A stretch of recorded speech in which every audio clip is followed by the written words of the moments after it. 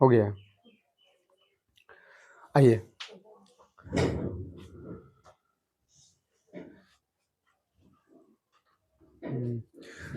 तो आज क्या देखने वाले हम सब? अनुवांशिकी। लास्ट तब बचेगा जनन तंत्र, तब बायोलॉजी क्या हो जाएगा? खत्म। आज देखना चाहते तो पूरा वीडियो कहाँ पे है? एकदम यूट्यूब पे मिल जाएगा। तो चलिए, तो आज हम देखने वाले अनुवांशिकी, ध्यान से देखना है, ठीक है ना? अनुवांशिकी। अनुवांशिकी को ही हम बोलते हैं इंग्लिश में क्या? जेनेटिक्स, ठीक है ना? जेनेटिक्स। अनुवांशिकी को इंग्लिश में क्या बोलते हैं? जेनेटिक्स बोलते हैं। अभी हम बात करें अनुवांशिकी का। अनुवांशिकी, आखिर अनुवांशिकी होता क्या है? अनुवांशिकी है क्या? जेनेटिक्स है क्या? देखिए, हम बोल सकते हैं जो पिता होता है, पिता और माता जो होता है, उससे जो लक्षण बच्चे में देखने को मिलता है, वैसा गुण जो माता पिता से संतान में आता है, उसे क्या कहते हैं? अनुवांशिकी कहते हैं। आप देखे होंगे, यदि कोई बच्चा होता है, हम क्या बोलते हैं? इसका जो नाक है पिताब गया है, इसका मुंह माताब गया है। तो कुछ ना कुछ जो लक्षण आता है, समझ रहे ना? जो पिता या माता वाला बच्चे में लक्षण दिखाई देता है, वही क्या होता है? अनुवांशिकी। क्या होता है? अनुवांशिकी। हम बोल सकते हैं कि माता पिता से बच्चे में जिस गुणों का स्थानांतरण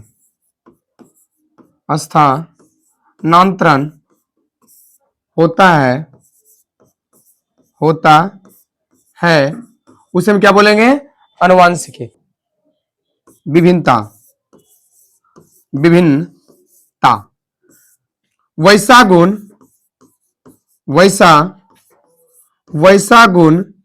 जो बच्चे को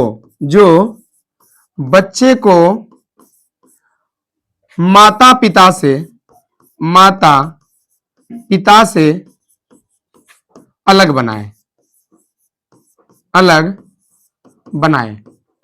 वैसा गुण जो बच्चे को माता पिता से अलग बनाए, उसे क्या कहते हैं?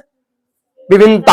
आप लोगों को पता होना चाहिए, हमारे जो पूर्वज था, जो पहले पूर्वज था, वो क्या था? बानर था, ठीक है ना? जो चार पैरों से चलता था, पूरा शरीर में बाल हुआ करता था, पूंछ हुआ करता था। लेकिन धीरे धीरे भिन्नता आया। क्या आज हम उसके तरह है? नहीं है। तो क्या किया? हमारे पूर्वजों से हमें क्या बनाया? अलग बनाया। यही तो विभिन्नता है। जो गुण हमें क्या कर रहा है? भिन्न बना रहा है, उससे अलग बना रहा है। लेकिन यदि आप लोगों से पूछा जाए कि बताइए हम लोगों के सबसे निकटतम जानवर कौन सा हो जाएगा? हम लोगों का जो निकटतम जानवर हो जाएगा, चिंपैंजी हो जाएगा, ठीक है ना? कहीं कहीं चिंपैंजी से मिलता जुलता होता है, ठीक है ना? तो निकटतम कौन हो जाएगा? चिंपैंजी। और दूसरा नंबर पे कौन आएगा? बानर। आप सब क्या है? बानर। समझ ना? हाँ, ये अभी है। अब तो हो रहे। आइए यहाँ पे, आइए। मतलब आजकल का आदमी तो जानवर से भी गया गुजरा होता है, ठीक है ना? समझ रहे ना? जितना जानवर में भेदभाव नहीं होता, उतना आदमी में हो रहा है। समझ रहे हैं ना? आइए यहाँ पे, तो हम क्या बोल रहे हैं कि हम लोगों के सबसे निकटतम कौन हो जाएगा? चिंपैंजी। कौन हो जाएगा? चिंपैंजी। और दूसरा नंबर पे कौन हो जाएगा? बानर। तो बताइए, उन सभी से अभी हम लोग क्या है? भिन्न है, सबसे अलग है। यही होता है विभिन्नता। अभी हम आगे बात करें, विभिन्नता जो होता है, बताइए, और लैंगिक में देखने को मिलेगा? लैंगिक में, कि लैंगिक में देखने को मिलता है? लैंगिक जनन में एक होता है लैंगिक, एक होता है अलैंगिक। का एक अलैंगिक जनन में क्या होता है? टिटूरू कॉपी होता है। जैसे मुकुलन बताए थे ठीक है ना। ये बीजाणु जनन ले लीजिए, इस समय क्या होता है डायरेक्टेड टू कॉपी। तो अलैंगिक जनन में क्या होता है कॉपी, उसमें विभिन्नता देखने को नहीं मिलता है। ये ज्यादातर जो होता है लैंगिक जनन, हम लोगों में क्या होगा लैंगिक जनन, क्या एकदम डायरेक्ट फोटोकॉपी निकलता है, नहीं, कुछ ना कुछ नहीं मिलता है। नाक मिल गया, उसका कान है, या किसी के देखे होंगे जो है पप्पे पर इसका लक्षण गया है, पप्पा भी ऐसे करता था, वो तो क्या हो गया अनुवांशिकी हो गया।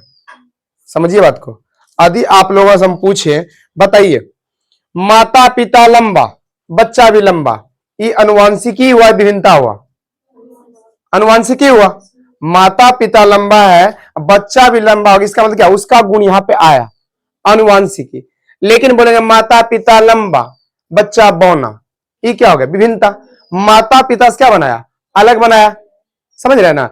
माता पिता काला बेटा हो गया गोरा, ये क्या हो गया विभिन्नता। लेकिन माता पिता काला बच्चा भी काला, अनुवांशिकी हो गया। क्यों माता पिता का लक्षण बच्चे में आया।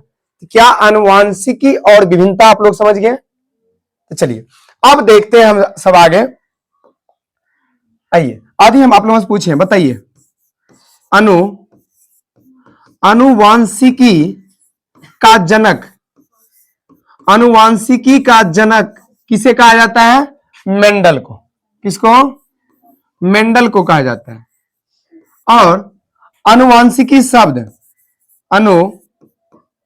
अनुवांशिकी शब्द किसने दिया था तो डब्ल्यू वाटसन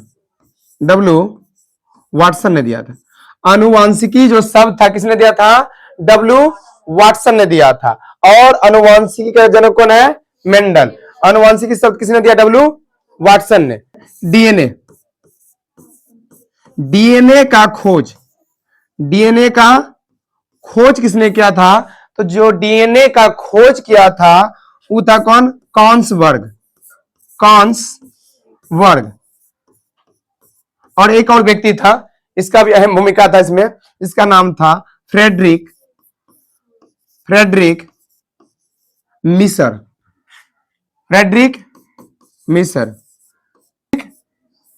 समझ रहे ना। तो डीएनए का खोज किसने किया था कॉन्सबर्ग और फ्रेडरिक मिसर। प्रायोगिक अनुवांशिकी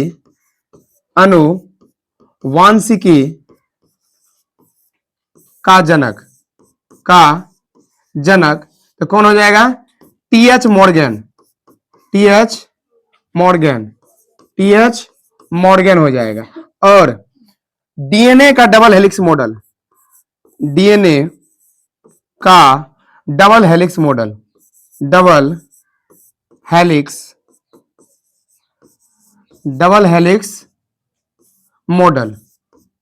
तो डीएनए का डबल हेलिक्स जो मॉडल दिया था उसका नाम था वाटसन एवं क्रिक। ठीक है ना, वाटसन एवं क्रिक। ठीक है, वाटसन एवं क्रिक। इसके लिए इसको पुरस्कार भी मिला था नोबेल पुरस्कार। इसके लिए इसको नोबेल पुरस्कार सम्मानित किया गया था। कब किया गया था 1962 में इन्हें नोबेल प्राइज से क्या किया गया था सम्मानित किया गया था। यदि हम आगे बात करें कि बताइए जीन शब्द दिया किसने दिया था जीन शब्द किसने दिया था जोहान्सबर्ग। जीन शब्द किसने दिया था जोहान्सबर्ग। ये अभी हम समझाएंगे। जीन ऐसे हम समझा भी दिए थे कोशिका चैप्टर में, ठीक है ना। जोहान्सबर्ग। और यदि हम पूछे जीन शब्द का प्रयोगशाला में संश्लेषण किसने किया था डॉक्टर हरगोविंद खुराना। ठीक है ना। यदि हम बोले जीन शब्द का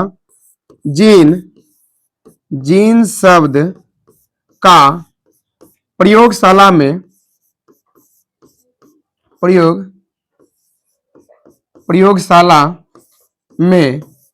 संश्लेषण किसने किया था डॉक्टर हरगोविंद खुराना। ठीक है ना, डॉक्टर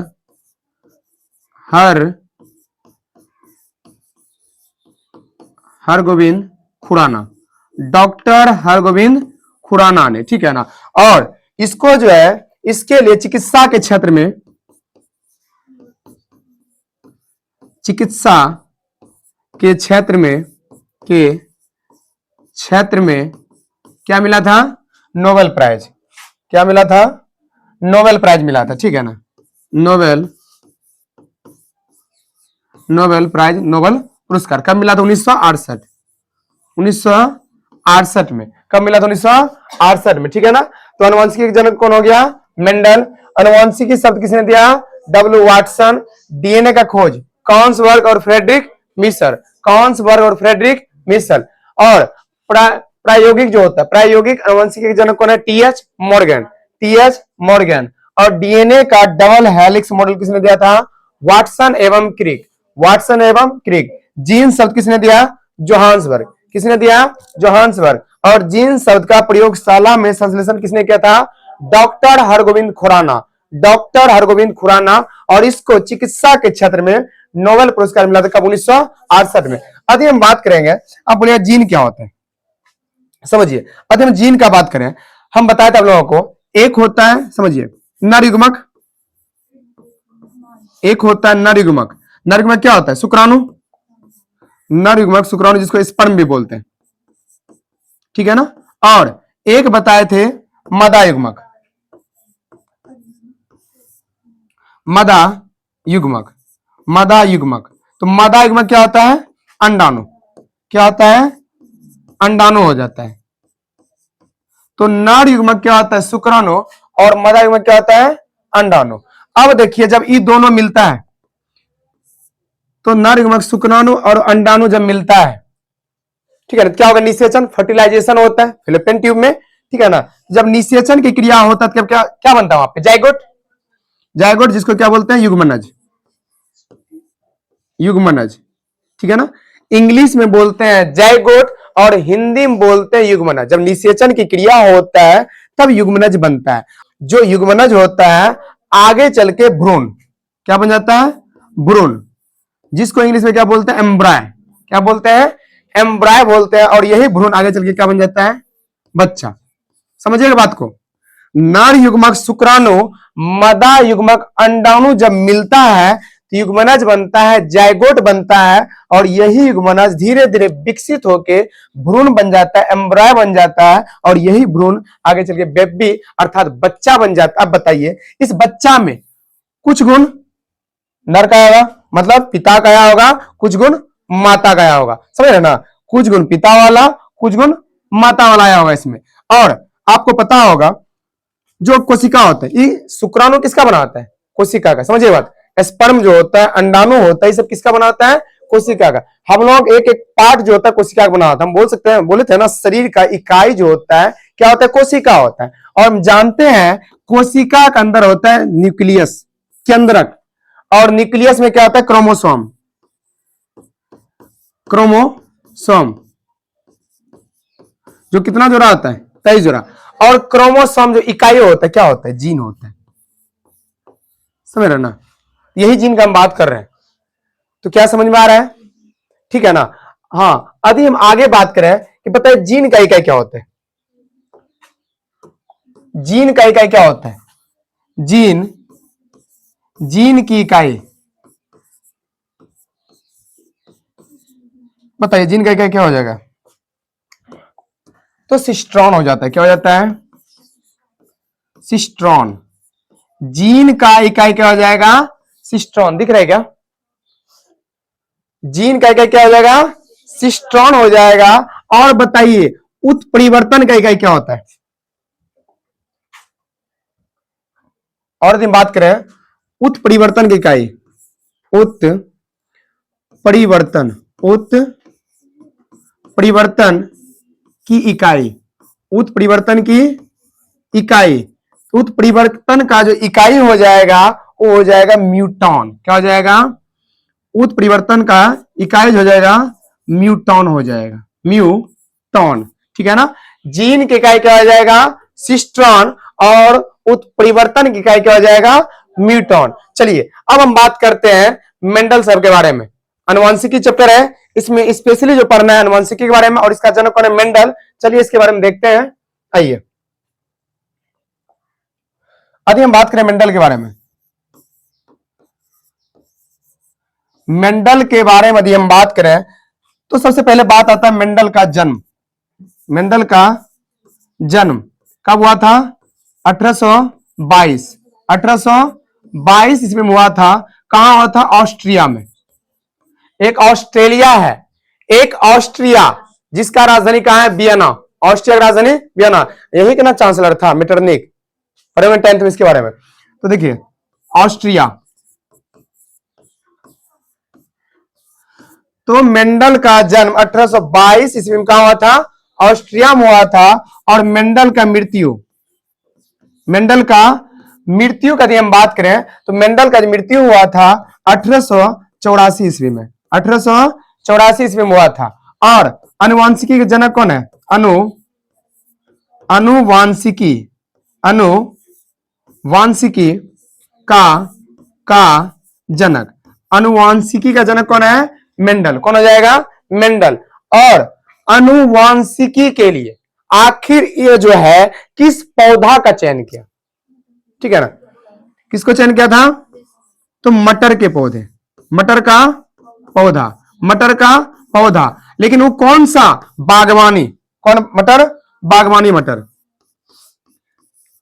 बागवानी मटर, ठीक है ना। और कैसा वाला? मीठा वाला। ऐसे तो छिमड़ी छोड़ा के दाना खाते मीठा ही लगता है, ठीक है ना। कैसा वाला? मीठा वाला। अब बात ये आता है, प्रश्न ये होता है, आखिर मटर को ही क्यों चुना? सर ना, मटर, प्रश्न ही आप उठता है कि मटर को ही क्यों चुना? क्यों चुना? समझ रहे ना? देखिए यहाँ पे तो क्या बोले, मेंडल साहब का जन्म 1822 ईस्वी में। कब हुआ था? 1822 ईस्वी में। कहा हुआ था? ऑस्ट्रिया में। कहा हुआ था? ऑस्ट्रिया में हुआ था। और मृत्यु कब हुआ? 1884। 1884 ईस्वी में हुआ था। और अनुवांशिकी का जनक किसे कहा जाता है? मेंडल को। किसे कहा जाता है? मेंडल को कहा जाता है। और मटर का पौधा किस पौधे पर प्रयोग किया था अपना? मटर के पौधे पर। और कैसा? बागवानी मटर। कौन सा? बागवानी मटर। और कैसा था स्वाद में? मीठा, ठीक है ना। और मटर को ही क्यों चुना? सबसे बड़ा प्रश्न यहां उठता है। आदमी भी कर सकता था प्रैक्टिकली, क्योंकि आदमी तो स्पष्ट दिखाई देता है, और आदमी वो खुद था भी, वो अपने बारे में खुद जानता भी था। देखिए तो वजह ही था, समझिएगा, आखिर मनुष्य पे प्रयोग क्यों नहीं किया? मनुष्य का जीवन अवधि 70 साल, यदि उस पर प्रयोग किया जाए तो प्रयोग करने वाला एक पीढ़ी से दूसरा पीढ़ी देखते देखते जो प्रयोग कर रहा है खुद ही खत्म हो जाएगा। अब क्या गारंटी वो बचिए जाएगा? पहले भी खत्म हो सकता है। तो बचत के पहला वजह ही बना कि मटर का जो जीवन काल होता है ये बहुत कम समय का होता है। यदि हम बात करें मटर का, इसका क्या होता है? Life time, life time, life time, अरे लाइफ टाइम क्या होता है? कम होता है। पहला वजह ये था कि लाइफ टाइम इसका कम होता है, एक साल में हम कई बार इस पे प्रैक्टिकल कर सकते हैं, समझ रहे ना। और इसमें गुण जो होता है, गुण, अब बात यह आता है कि आखिर और सब तो पौधा था, देखिए इसमें गुण जो होता है ना स्पष्ट दिखाई देता है, समझ रहे ना। इसमें जो गुण होता है स्पष्ट, स्पष्ट दिखाई देता है, दिखाई देता है। और बताइए यदि हम इसके बारे में बात करें, इन्होंने जो है ना 7 गुणों प्रयोग किया, 7 करेक्टर लिया। ऐसे हम आप लोगों से पूछे, बताइए आप अपना करेक्टर बताइए। पहले तो बोलेंगे चलिए आंख के आधार पर, आंख के आधार पर हम प्रैक्टिकल करेंगे कि चलिए मेरा आंख ऐसा है, मेरे पत्नी कैसा है, तो बच्चा कैसा होगा। दूसरा बाल के आधार पर, बाल मेरा सीधा है, मेरा पत्नी का घुंघराले है, समझ रहे ना, तो मेरा बच्चा कैसा होगा। बोलेंगे और बोले मेरा त्वचा ऐसा है, मेरा पत्नी का ऐसा है, तो बच्चा कैसा होगा। बोलेंगे और बोले अब नहीं जानते। उसी तरह जो है मेंडल ने 7 गुण, मटर का जो पौधा था 7 करेक्टर को लिया, 7 गुणों को, ठीक है ना, 7 गुणों को। कितना गुणों को? 7 गुणों को। देखिए यहां पे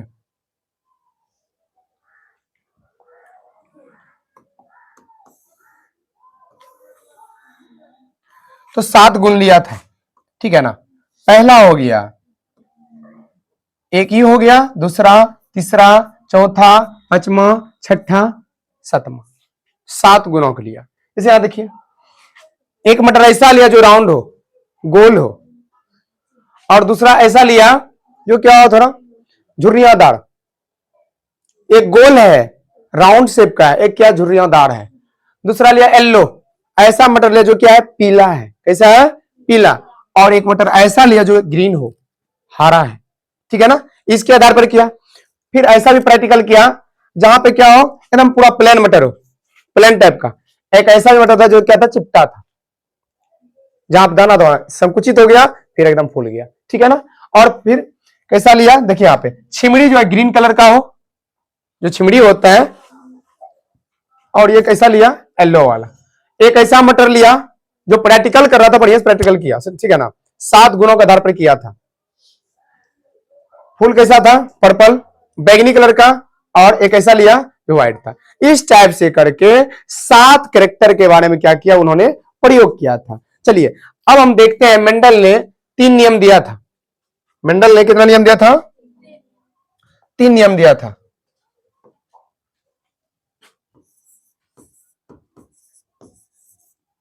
मेंडल के 3 नियम, तो देखिए कौन कौन सा था मेंडल का 3 नियम, ठीक है ना। देखिए मेंडल का जो पहला नियम था, मेंडल का पहला नियम जिसका नाम क्या था, प्रभाविकता का नियम, प्रभाविकता का नियम, का नियम। और दूसरा नियम था पृथक्करण का नियम, पृथक्करण का नियम। तो पहला कौन सा हो गया, प्रभाविकता का नियम, दूसरा पृथक्करण का नियम, और तीसरा जो दिया था स्वतंत्र, स्वतंत्र आपूहन का नियम।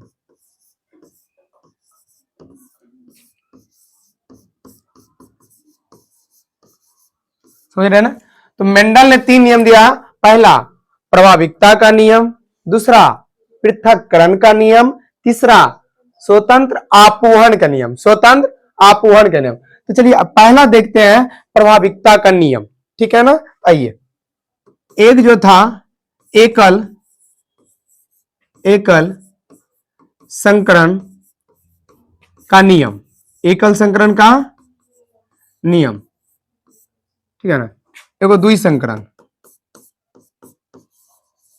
द्वि संकरण, द्वि संकरण। देखिए होता क्या है, एकल संकरण को हम बोल सकते हैं मोनो, एक को क्या बोलते हैं, मोनो, मोनो हाइब्रिड। संकरण का मतलब होता है हाइब्रिड, इंग्लिश में बोलते हैं हाइब्रिड, हिंदी में संकरण, ठीक है ना। ऐसे बोलेंगे हाइब्रिड बीज, हिंदी में संकर बीज, समझ रहे हैं ना। आइए, तो मोनो हाइब्रिड, मोनो हाइब्रिड, और इसको इंग्लिश में डाई, डाई हाइब्रिड, हाइब्रिड, ठीक है ना। तो मोनो हाइब्रिड और डाई हाइब्रिड। तो पहला हम देखते हैं मोनो हाइब्रिड को, ठीक है ना। आइए, इसमें क्या किया, एक लिया लंबा पौधा, बरकीटी क्या दिखा रहा है, लंबा पौधा, और एक लिया बौना पौधा, सुन, एक क्या लिया, लंबा, लंबा पौधा, और एक क्या लिया, बौना पौधा, बौना पौधा, लंबा पौधा और बौना पौधा। अब बताइए, ये जब दोनों मिलेगा तो क्या हो जाएगा,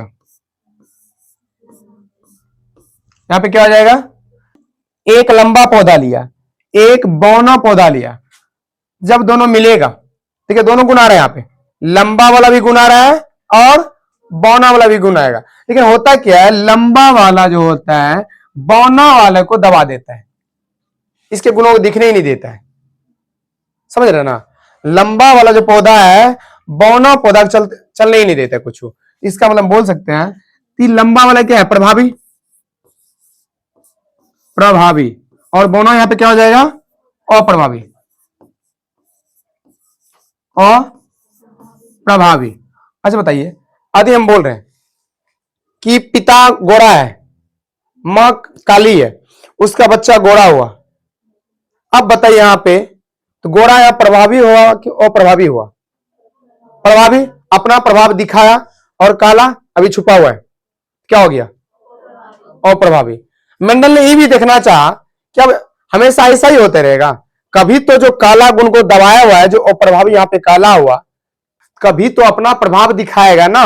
यहां पे बौना पौधा का प्रभाव यहां पे लंबा पौधा चलने नहीं दिया। ये देखने के लिए फिर से देखते हैं बौना पौधा अपना प्रभाव दिखाता है नहीं दिखाता है। फिर से इन्होंने प्रयोग किया, देखिए यहां पे,